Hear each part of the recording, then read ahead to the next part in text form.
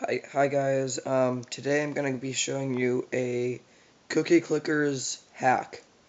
So for this, you do need to be rooted, and you're going to need this app called Game Hacker. Let me find it right here. It's this green one right here, and in my opinion, it works better than Game Killer and Game CIH. It's really nice, and so I'm going to show you how to use it. You're going to go into Cookie Clickers, and as you can see, I have quite a lot of cookies.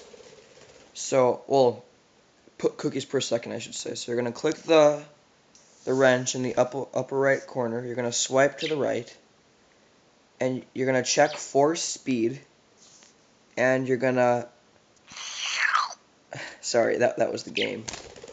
And you're going to keep accelerating the speed. You can go up to times 100, and it still will work. Sometimes it will crash, but that's no big deal. As you can see, I'm getting I, I'm getting who knows how much per second.